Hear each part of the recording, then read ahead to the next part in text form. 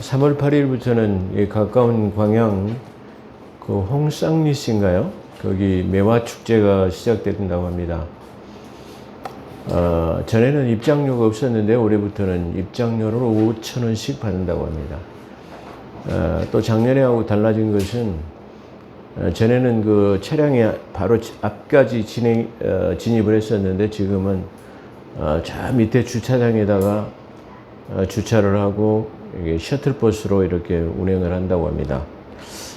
그 입장료 5,000원은 지역 상품권으로 되돌려 준다고 합니다. 그래서 맛있는 것도 사 드실 수 있도록 그렇게 하는 조처라고 합니다. 요즘에 많은 지자체 단체에서 관광객 유치를 위해 가지고 모든 입장권들을 일부 전부 다 이렇게 지역 상품권으로 환원해 주고 있는, 특히 전라북도에 가보면 그런 경향이 좀 많이 있더라고요. 이런 방법을 우리 순천에도 좀 접목을 시켜서 정원 박람회하고도 그런 방법으로 접목을 하고, 지난번에 국가정원 박람회 때도 많은 입장권 중에서 일부를 그렇게 좀 환원해 줬었으면 더 많은 관광객들이 오지 않았나 하는 그런 아쉬움도 남게 합니다. 시간 있으시면 3월 8일부터 진행되는 광양의 매화 축제에 한번 참석하실 수 있었으면 좋겠습니다. 지난주까지 그 목회서 신서 디도서를 종결했습니다. 그래서 이제 목회서 신서인 디모데전서, 후서, 디도서, 그리고 그 히브리서, 그 다음에 재림서 신서인 데살로니가 전후서, 이렇게 해가지고 한 6권의 책을 우리가 강해를 마쳤습니다. 물론 부족한 부분도 있습니다. 부연 설명이 필요한 부분도 있지만, 그래도 원론적으로 어떻게 보면 좀 많은 것을 이렇게 좀 말씀드려야 하는 그런 부분에서 좀 그런 의욕이 앞서다 보니까 좀 이렇게 압축해서 한 부분들이 있기 때문에 부연 설명도 좀 필요한 부분도 있었을 것이다, 그런 아쉬움도 남게 합니다. 그렇지만 원론적으로 본문에 충실했다고 그렇게 생각을 해봅니다. 그래서 다시 계속적으로 창세기 강해를 통해 가지고 이 창세기를 마칠까 그렇게 합니다. 그래서 지난번에 창세기 32장을 다뤘는데요. 그 32장 1장과 2장과 3장에서 나타나는 좀 부족한 부분들이 있다고 한다면 이 시간 그 부연 설명을 드리고 또 은혜 받는 귀한 시간, 그렇게 해서 계속적으로 창세기를 강해해서 은혜 받는 귀한 시간이 될 수 있도록 그렇게 하겠습니다. 오늘 또 그건 이렇습니다. 교통 정리하고 넘어가겠습니다. 한국교회에서 모르는 사람이 없을 정도로 명망이 있는 그 한국교회 리더라고 말할 수 있는 어떤 목사님께서, 제가 너무나 잘 아는 분이시기 때문에 제가 이거 말씀드리면 어디서 그런 말이 나왔는가를 대충 이해하실 수 있을 겁니다. 그분의 명예를 위해서 제가 이름은 거명하지 않겠습니다. 대체적으로 제가 그건 이렇습니다는 좀 이렇게 우리 교회 목사님들과 관련돼서는 좀 이런 문제가 좀 안 나왔으면 하는 그런 바람, 그런 아쉬움이 좀 있습니다. 그렇지만 너무 그 성경과 동떨어진 얘기를 하고 있기 때문에 이거 바로잡지 않고는 제 마음에 좀 괴로움이 있어요. 이렇게 해서는 안 된다라고 하는 그런 괴로움 때문에 어쩔 수 없이 좀 다루긴 합니다. 그런데 기왕이면 이런 문제가 좀 없었으면 얼마나 더 좋겠는가, 그런 생각을 해봅니다. 유명하신 목사님께서 그 사도행전 8강이라는 강의에서 말씀하신 발언하신 내용입니다. 그분께서 발언하신 내용은 하나님의 나라는 불의 도성이라고 합니다. 불의 도성. 불의 도성이라는 말은 다른 말로 하면 불타는 도성, 뭐 이렇게 말할 수 있어요. 불의 도성이라는 것입니다. 결론부터 말씀드린다고만 하늘의 도성은 불의 도성이 아닙니다. 그러면 어떤 도성이냐? 하나님의 도성은 12진주문을 가진 12보석으로 단장된 성곽과 벽옥으로 그렇게 쌓였고, 또 정금으로 도로가 깔린, 정금으로 유리바다와 같이 아주 매끈매끈한 아주 금으로 쫙 깔린 도로예요. 그리고 12진주문이 있고, 또 12성곽은 벽옥과 각종 아름다운 보석으로 단장된 아주 찬란한 성읍이 바로 하나님의 나라의 도성입니다.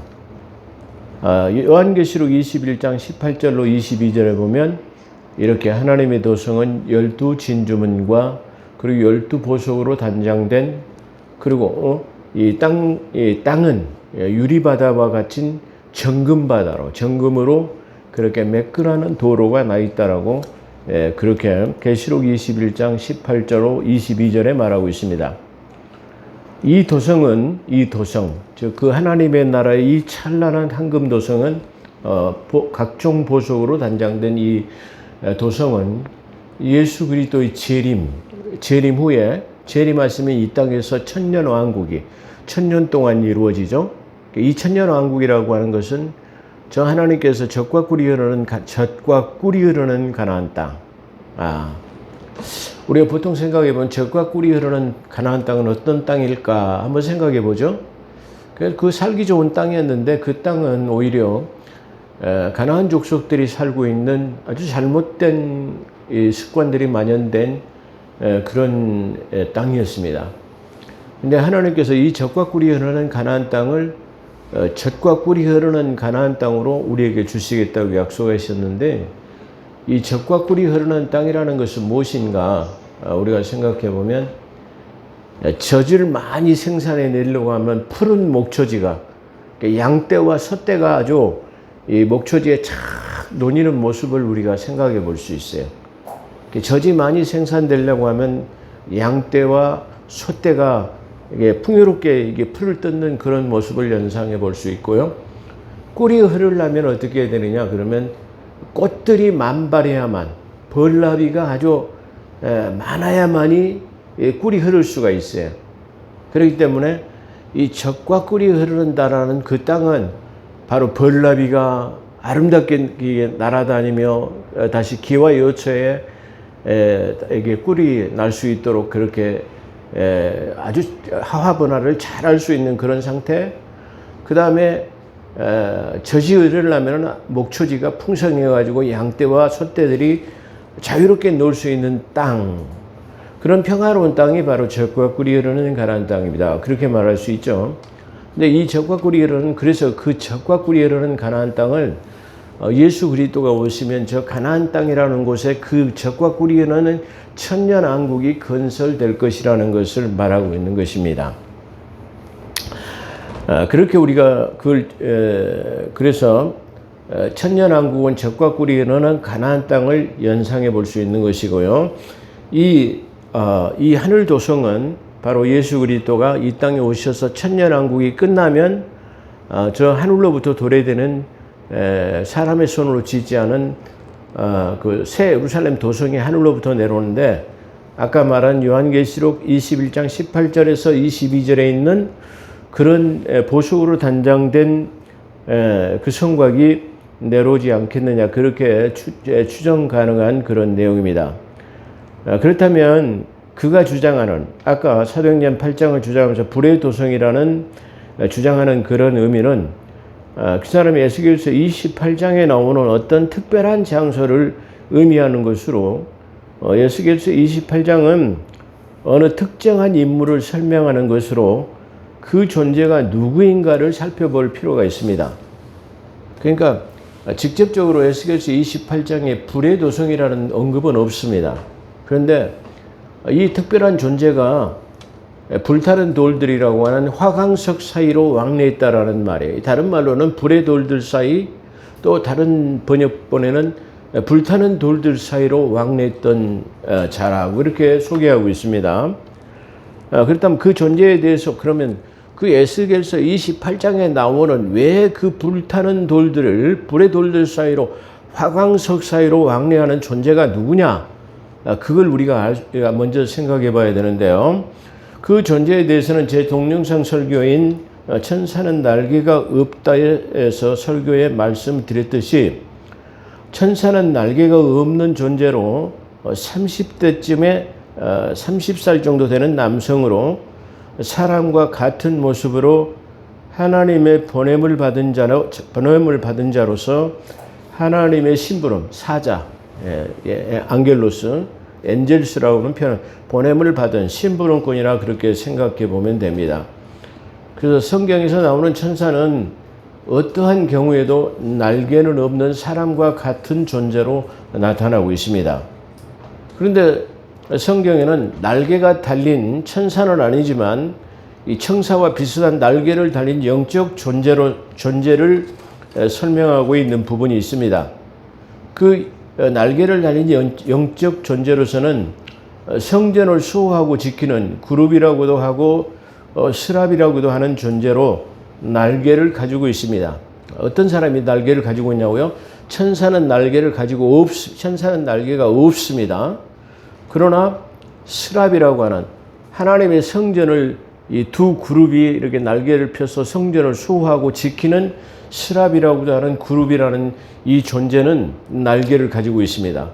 근데 이 날개를 가지고 있는 이 스랍 또는 그룹이라는 이 존재는 하나님의 성전을 떠나서는 존재할 수 없는 영적 존재의 가치입니다. 두 번째로는 사면체의 각기 다른 얼굴과 다른 얼굴, 사면체, 동서남북으로 사면체의 얼굴이 있는데 첫 번째는 사람의 얼굴, 두 번째는 독수리 얼굴, 세 번째로는 항소의 얼굴, 네 번째로는 사자의 얼굴을 가진 그룹으로서 이 그룹도 날개를 달았는데요. 이 그룹들은 이 네 사면체를 가진 네 그룹은 전능자라고 하는 하나님이 이동간에 수행하는 마치 어떤 그 왕이 타는 수레에 네 바퀴 축이 되는 것처럼 그 왕을 이동간에 수호하고 움직이는 어떤 마치 쉽게 말하면 비행물체처럼 그냥 마음대로 앞뒤가 없이 자유자재로 원하는 곳으로 옮길 수 있는 그런 존재들이 누구이냐 그러면 바로 이 그룹이라고 하는 네 그룹을 말하는 것입니까? 한쪽은 사람의 얼굴, 한쪽은 독수리, 한쪽은 사자, 뭐 이렇게 황소의 얼굴 이렇게 가지고 있는 네 그룹을 가지고 있는데 이 네 그룹도 역시 날개는 가졌지만 하나님의 이동간에만 나타나는, 그러니까 홀로서는 나타날 수 없는 반드시 네 축을 이루어야만이 될 수 있는 그런 존재이다. 그렇기 때문에 이 존재는 하나님의 존재 임재를 떠나서는 살 수 없는 그런 존재다. 그렇게 말할 수 있어요. 그렇기 때문에 이 구름이나 스랍은 날개를 가졌지만 우리에게 올 수 없는 존재입니다. 그런데 제가 천사는 날개가 없다라는 그 설교 중에서 한 어떤 영적 존재만 날개를 가지고 우리에게 올 수 있는 존재가, 영적 존재가 있다. 근데 그 존재가 바로 누구냐 그러면 에스겔서 28장에서 말하고 하는 이 존재, 영적 존재를 말하고 있는 거예요. 근데 이 영적 존재는 이사야서 14장 12절에 보게 되면 우리가 가지고 있는 개정개혁판에는 너 아침의 아들 계명성아 이렇게 됐는데 킹제임스 성경에서는 직역으로 너 루시퍼야 이렇게 됐어요. 루시퍼는 누구죠? 바로 적 그리스도를 나타내는 것입니다. 그렇기 때문에 이사야서 14장 12절에 루시퍼와 이 에스겔서 28장에 나오는 등장인물은 똑같은 인물로 우리가 추론 가능하게 됩니다. 제가 그 동영상 설교에서 잠깐 봤는데 어떤 그 TV가 루시엘 TV라는 그 TV가 이름이 있더라고요. 그래서 제가 생각해 봤어요. 저 왜 이름을 루시엘로 했을까? 루시엘은 원래 루시퍼가 타락하기 전에 이름이 루시엘이에요. 그렇기 때문에 타락한 뒤에는 그 이름이 루시퍼가 엘이 떠난 엘이라는 이름이 떨어진 것은 엘은 하나님의 존재를 말하는 것으로 하나님을 떠났다라는 그런 의미를 가지고 있어요. 그렇기 때문에 왜 기왕이면 루시엘이라는 이름을 했을까 그런 아쉬움도 이름을 잘 지어야죠. 어찌됐든 간에 그런 경우도 보았습니다. 자, 그래서 이사야서 14장 12절에 나오는 루시퍼와 에스겔서 28장에 나오는 그 존재가 비슷한 존재라는, 같은 인물이라는 것을 우리가 알 수 있습니다. 근데 이 존재에 대해서 지금 28장은 에스겔서 28장은 소개하고 있어요. 이 존재는 창조 사역, 에덴 동산의 창조 사역 이전에 지음받은 존재로 우리가 설명해 나가고 있습니다. 그렇기 때문에 우리는 창조 사역 이전에 맨 먼저 이게 창조되었던 그런 존재로 추정 가능하게 합니다. 그가 루시퍼를 말하죠. 그가 지음을 받을 때는 각종 보석과 각종 악기가 준비되었어요. 그러니까 이 존재가 창조되었을 때는 아름다운 모든 보석이 그를 위해 준비되었고, 또 모든 악기가 그를 위해서 준비되었어요. 그러니까 이 사람이 창조되던 날 보석과 악기가 준비되었다라는 말은 이게 하나님을 섬기는데 찬양으로 영광을 돌릴 수 있도록 하는 존재가 아니었는가라고 그렇게 추론 가능하게 하는 것입니다. 그랬는데 각종 악기가 준비되었고, 그는 기름 부음 받은 존재로서 기름 부음 받은 자는 존재라고 그랬어요. 그런데 이 기름 부음 받은 존재라는 말은 구약에는 메시아, 신약에서는 그리스도를 나타냅니다. 그렇다고 하면 성경에서는 두 사람의 기름 부음 받은 자가 있는데, 하나는 예수 그리스도요, 하나는 또 다른 여기서 말하는 그 그룹이었던 바로 적 그리스도인 루시퍼라는 것을 우리가 추론 가능케 하는 건 아주 당연한 것이죠. 성경을 조금만 깊이 있게 읽어본다면 우리는 이걸 당연하게 알 수 있는 것이다, 그렇게 말씀드릴 수 있을 거예요. 그래서 덮는 구립이었던 이 기름 부음 받은 존재는 바로 하나님을 떠나게 그 불의가 드러나게 됨으로 마침내는 그 하늘 셋째 하늘에서 쫓겨났다라는 것을 이 에스겔서 28장에서 설명하고 있기 때문에 그렇습니다. 이렇게 그가 태어났을 때, 지음받을 때는 각종 보석과 그 다음에 악기가 준비되었고 기름 부음받은 존재였지만, 그 탁월한 능력을 가진 존재로서 그는 그 불의가 드러나기 전까지는 아주 완벽한 그런 존재였어요, 하나님의 창조물 중에서. 근데 마침내는 그의 불의가 드러나서 셋째 하늘에서 쫓겨난 존재가 된 것으로 그의 특권이라고 할 수 있어요. 거기서 그 목사님이 주장하는 것은 하나님의 나라는 불의 도성이라는 말이 이걸 보고 지금 말씀하는 건데, 아주 잘못된 성경 해석이다, 그렇게 말씀드릴 수 있어요. 그래서 그는 특권을 가진 화강석이라고 하는, 아까 말씀드린 화강석이라고 하는 불의 돌들 사이로 왕래하던 그런 얘기를 하고 있어요. 그러니까 이 화강석 사이라고 하는 불의 돌들 사이로 왔다 갔다 할 수 있는 특권을 가진, 아무나 들어다닐 수 없는 곳 장소를 들어다닐 수 있는 특권을 우리가 말할 수 있어요. 그런데 이 말씀을 계속 읽어보면은, 자세히 보면 16절에 이렇게 불의가 드러났던 그를 이 불의 돌들 사이라고 하는 화강석 사이에서 그를 멸하겠다라고 16절에 기록하고 있어요. 그렇기 때문에 이 화강석 사이라고 하는 불의 돌들 사이는 사람을 멸하는 어떤 지옥 같은 장소가 아닌가, 우리가 분명 추론 가능케 하는 그런 대목이에요. 그렇기 때문에 이 어떤 사람을 멸하고 그 어떤 특별한 장소를 드나들 수 있는 그곳을 갖다가 설명할 수 있는데, 그의 지음받은 것, 그의 특권, 이런 것들을 설명하고 있는 것인데, 그걸 갖다가 불의 도성이라고 하는 억측은 성경을 억지로 푸는 것이다, 그렇게 말할 수 있어요. 그렇기 때문에 불의 돌들 사이에 멸하겠다는 16절로 미루보아서 불의 돌들 화강석 사이라는 것은 아마 지옥불이나 그러니까 지옥은 아무나 드러날 수 있는 특권이 없는데, 그것도 마음대로 드러날 수 있는 특권이었는데 그 특권도 폐지되었다라는 그런 의미예요. 그래서 마지막에는 그 불의 돌들 사이라고 하는 것을 멸하겠다라고 16절에 그렇게 말하고 있습니다. 그렇기 때문에 우리는 그 화강석이라고 하는 불의 돌들 사이는 바로 지옥불 같은 것이 아니었는가, 그렇게 추론 가능하게 하는 것입니다.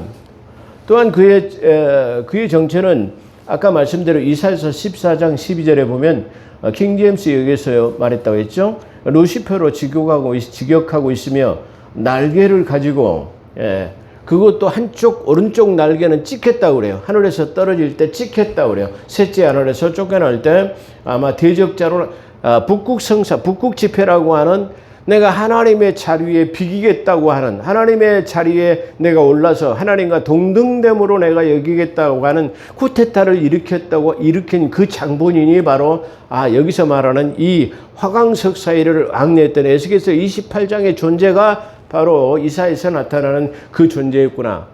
그래서 그가 하늘의 보좌에서의 원래의 지키는 그룹에서 그가 한 사람 쫓겨나게 되어버렸어요. 그렇기 때문에 아까 말하는 영적 4명의 존재는 이동간에 2명의 스라비나 그룹은 하나님의 성전을 수호하는 6명의 어떤 6명의 영적 존재가 있는데, 이 영적 존재는 하나님의 임재를 떠나서는 존재할 수 없는 존재인데 딱 이 한 사람만 하늘에서 찍혀가지고 떨어졌어요. 그렇기 때문에 이 셋째 하늘에서 쫓겨난 이 날개 달린 루시퍼는 이 마지막 때에 우리에게 날개를 달고 우리에게 올 수 있어요. 그렇기 때문에 천사는 날개가 없다라는 것이 중요하다는 의미는 제가 수없이 말씀드린 그런 의미예요. 마치 마지막 때에 날개를 달고 천사가 우리에게 내려와 가지고 하늘에서 심지어는 불을 내리게 하고 죽었던 사람도 살리게 하는 그런 기사와 이적을 이게 세우면서 자기를 보여 하나님의 성전에서 내가 하나님이라 할 자가 나타나는데, 그건 뭐예요? 가짜 적그리스도다. 그걸 말씀드리기 위해서 말씀드린 거예요. 그렇기 때문에 우리는 절대로 날개를 단 존재는 어떤 존재라도 우리에게 올 수 없다라는 거예요. 그런데 단 한 사람 날개를 가지고 우리에게 올 수 있다는 존재는 바로 에스겔서 28장과 이사야서 14장 12절에 나오는 누시퍼라는 그 찍힌 날개를 가지고 있는 그 그룹이었다는 것을 우리가 이해할 수 있습니다. 아주 중요한 진리다, 이렇게 말씀드릴 수 있어요.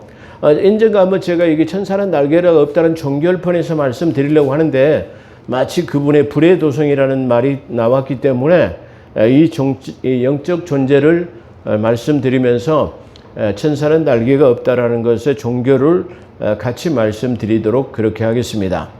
그래서 하나님의 나라는 불의 도성이 아닙니다. 전혀 맞지 않죠? 그러죠? 아니, 왜 어떻게 하나님의 나라가 불타는 도성이 될 수 있겠습니까? 없죠. 아름다운 보석으로 단장된 우리를 위해서 예비된 곳인데 불의 도성은 될 수가 없다라는 것을 말씀드립니다. 어떻게 그런 성경 해석 방법이 나오는지 저는 도무지 참 이해가 안 되는 부분이다, 그렇게 말씀드릴 수 있어요. 자, 압축합니다. 창세기로 은혜받는 귀한 시간입니다. 야곱은 자기 삼촌 라반의 집에서 20여 년간의 시간을 보냈습니다. 근데 어느 날 하나님께서 나타나셔서 야곱아, 내가 이르되 내 조상 그리고 내 조상의 땅 족속에로 돌아가라. 그럼 내가 너와 함께 있으리라. 물론 야곱은 20년 동안 자기 삼촌 라반의 하란의 집에 있을 때에 하나님의 동행하심을 수없이 느꼈겠죠. 그렇지만 직접적인 언급으로 나타나셔서 내 친척 아비 집으로 돌아가라. 내 족속 아버지 집으로 돌아가라. 내가 너희 조상에게 주기로 한 땅으로 돌아가라. 이렇게 했습니다.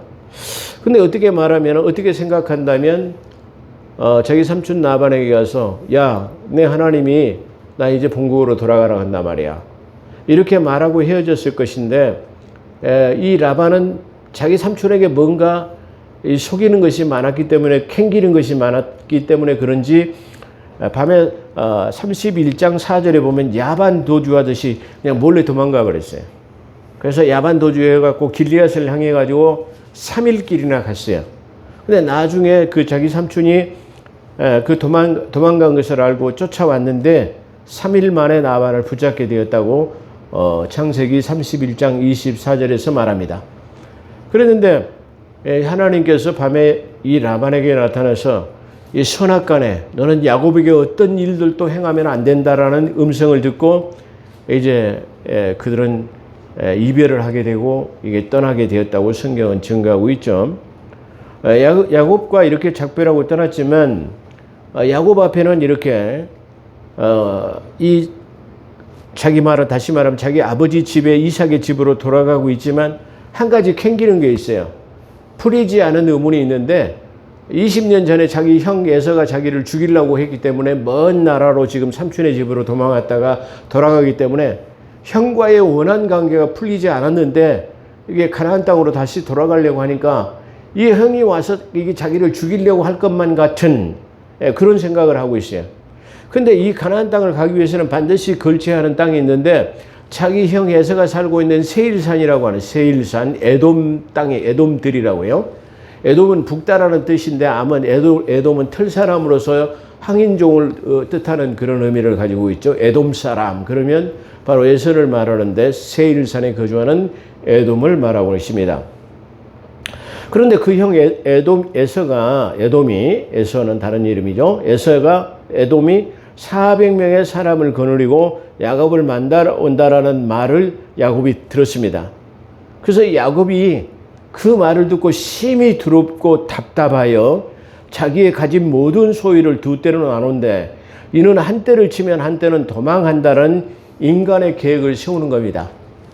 그러니까 그 400명을 데리고 온다는 소식을 듣고 수많은 짐승의 떼를 갖다가 두 때로 나눠요. 그래가지고 멀리 간격을 두고 자 먼저 출발해라. 또 한 때는 저 뒤에 출발해라. 그리고 한 때를 다 치게 되면 그 다음에 한 때는 도망갈 수 있도록 그렇게 인간의 계획을 세웁니다. 또한 야곱은 그렇게 계획을 세우면서도 야곱은 하나님의 그 음성을 믿지 못했기 때문에 우리는 믿노라는 신앙을 가지고 기도하면서도 믿지 못하는 인간의 습성이 여기서 야곱이라는 사람을 통해서 그대로 나타나는 걸 우리가 볼 수 있어요. 그래서 제가 이걸 오늘 채택한 것입니다. 그래서 야곱은 하나님께 또 간구의 기도를 드리며 내가 떠날 때는 지팡이 하나만 가지고 떠났습니다. 그러나 지금 이렇게 많은 두 때나 이루었습니다. 그것이 다 하나님의 은혜와 은총으로 도우심이 있었기 때문에 지금 내가 이 처첩, 2명의 아내와 2명의 첩, 그리고 11명의 자녀를 지금 둘 수 있었습니다 말이야. 그러나 지금은 내 형 에서가 나를 이게 죽이려고 오고 있습니다. 그래서 내 처자를 칠까 내가 심히 겁이 나기 때문에 지금 이렇습니다라고 32장 11절에 그렇게 요약하고 있습니다. 그렇기 때문에 내가 20년 전에는 지팡이 하나만 가지고 떠났는데 하나님의 은혜와 은총으로 내가 지금 이 두 때나 되는 어마어마한 짐승의 때를 지금 내가 재산 증식을 했고 또 2명의 첩과 처와 또 11명의 아들을 내가 두고 이렇게 창대하게 되어졌는데 지금 내 앞에 있는 것은 뭐냐 그러면 내 형이 400명의 지금 장정들을 데리고 나를 죽이고 온다 하니까 내가 심히 두렵고 떨립니다 라는 그런 내용을 지금 계속해서 설명하고 있습니다.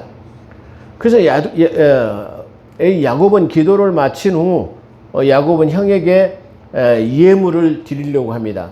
그 예물을 드리는 것도 역시 만약에 형이 나를 죽이려고 하면 형의 마음을 부드럽게 하기 위해서 예물을 드리는데 이 예물로 때를 나누어 가지고 먼저 한 때를 보내고 또 두 때를 보내고 이렇게 하고 그 다음에는 어떻게 합니까?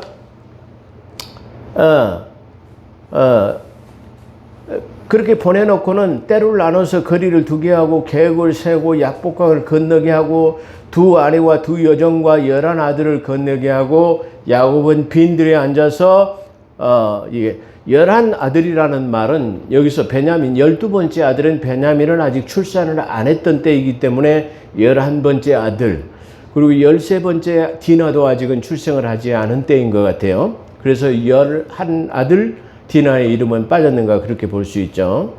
그래서 어떤 사람은 씨름하게 되었지만 날이 새도록 지금 이게 그 사람을 씨름하고 놓아주지 않아요. 그러니까 그 씨름하던 사람이 여기서 물론 주의 현현이라고 하는 천사 하나님이었겠죠.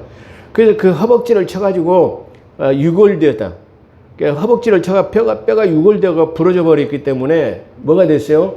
야곱은 절름발이가 됐어요. 다시 말해 이 하나님을 만난 야곱의 씨름, 약복강의 씨름을 만난 뒤로 야곱은 어떤 변화를 가져왔냐면 삶의 절름발이가 되어버렸어요. 그러니까 다시 말하면 자기 그 인간의 의지가 쉽게 말하면 하나님 앞에 꺾여버리는 그런 것을 지금 나타내고 있는 것이다. 그렇게 말할 수 있어요. 그렇기 때문에 이 말은 우리가 지탱할 수 있는 것, 우리가 설 수 있는 힘이 하나님의 존재 앞에 무력하게 되는 거예요. 하나님의 존재 앞에 우리의 의지나 우리의 어떤 생각과 방법을 꺾어버려야만이 하나님이 일하실 수 있다는 것을 우리에게 나타내는 것이다. 그렇게 말씀드릴 수 있어요. 그래서 놓지 않으니까 네 이름이 뭐냐? 그러니까 내 이름이 야곱이니이다 라고 말해요. 그러니까 그 천사 하나님께서 말하기를 이제는 내 이름을 야곱이라 하지 말아라. 그렇게 지금 말씀하세요. 그래 이제는 이스라엘이라 하라. 이는 사람이 하나님과 겨루어 이겼습니다. 사람과 겨루어서 이겼다는 이름이 이스라엘이죠. 이 말은 아주 중요한 의미를 가지고 우리가 쉽게 넘어가 버리는 간과히 버릴 수 있는 중요한 의미예요. 야곱이라는 이름은 야비하고 간사하고 계략적인 사람 그런 말이야.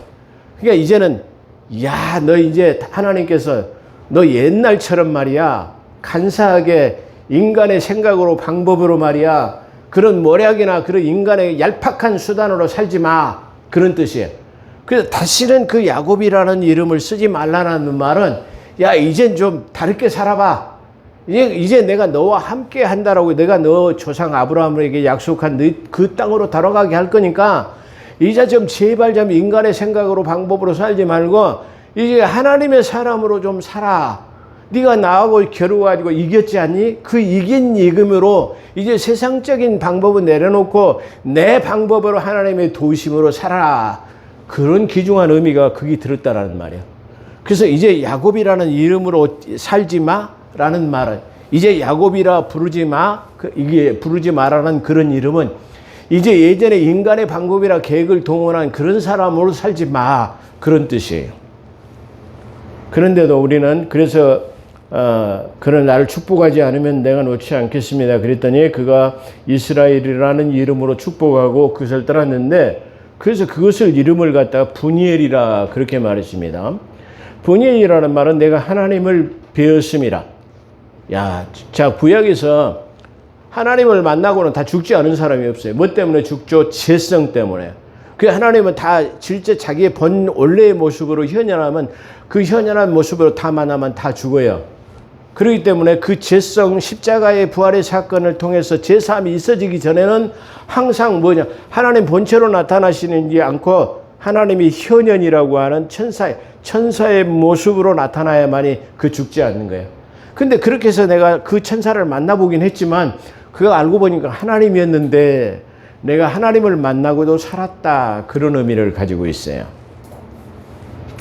그래서 야곱은 그 이로는 절름발이가 되어 한도뼈를 쓰지 못했다는 말. 그래서 이스라엘 백성인데 지금도 그 한도뼈의 심줄을 먹지 않는다고 그러죠. 떡심이라고 하나요? 쉽게 표현하면. 그것을 이스라엘 사람들은 절대 지금도 먹지 않는다고 그래요.